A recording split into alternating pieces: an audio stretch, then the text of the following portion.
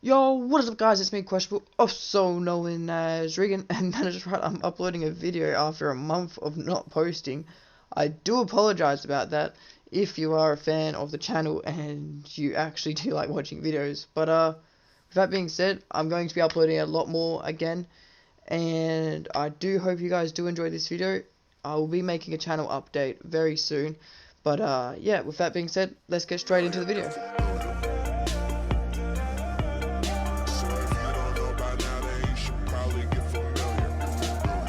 Alrighty guys, so Sam Fisher from Splinter Cell, another Ubisoft game, has finally joined the Rainbow Six Siege team, and he's more commonly known as Zero. Now, my personal preference on him is that he's a solid and absolutely fire operator. He's actually a very good operator compared to Nook, of Mario and all that kind of stuff. But in saying that, he still isn't overpowered or anyway game breaking, so he's not really worth buying compared to other operators in the game. And before I get into those reasons, I'll quickly explain his loadout. Alrighty, Sam Fisher is an attacker obviously, and he is a 2-speed 2-armor operator. He has the new weapon called the SC300K, and that is from the actual game of Splinter Cell. And his secondary primary is Bandit's MP7 with the addition of a 1.5 times scope. And to be honest, if you've never actually played the game when Bandit used to have his ACOG, this is a somewhat familiar sight for the ACOG players who like to play with Bandit ACOG, but obviously it's nowhere close as how overpowered it was, but it is still very good. And for his secondary, he's got the 5.7 pistol, which has got a stuck suppressor on it, which really doesn't make sense because it's not like Echo's gun, how it's got a built-in suppressor. This one is just stuck on the end of it, like it's a stuck barrel on it, which doesn't really make sense, but it's not a big deal. Anyway, for his secondary gadgets, he's got grenades and claymores. Personally, I rock the grenades because of his gadget. You can see people cook a grenade and they won't even know what is going on. And he has 4 cameras, so if you get flanked and your team isn't on your cameras, well, then I don't know why you're playing Zero. Overall, Zero's loadout is looking pretty damn fire.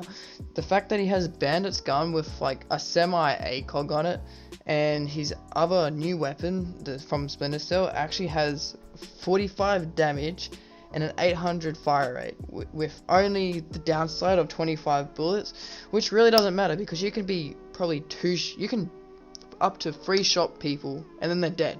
3 shots, 25 bullets doesn't really matter. It's basically a competitor with Jackal's gun and Ace's and Fuse's AK-12.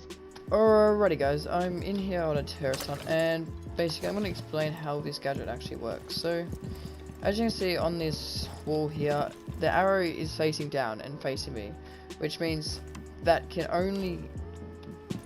cam can only go on one side of the wall. So if I put it here, and these things do stick to basically anything that you like. So here you're looking at me, I can't actually turn the camera around and look on the other side of the wall.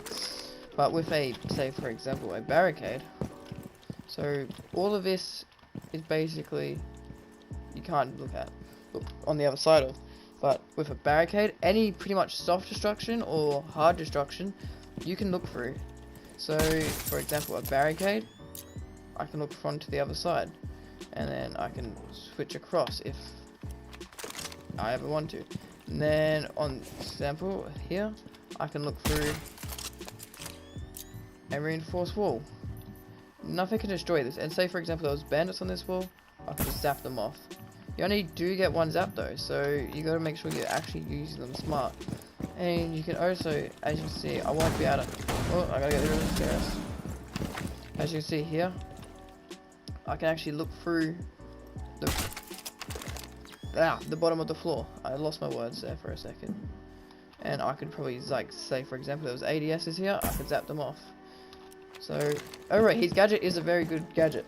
And the reason why he is such a good operator is because he has that 1 free shock, which is like a Twitch drone shock, and it can get rid of bandits, it can pop mirrors, it can do many things to it. So that's why it's such a good operator. Now you're probably thinking to yourself, why the hell is he telling me not to buy Zero or suggest not to buy him? Well, I'm going to quickly explain some stuff to you guys.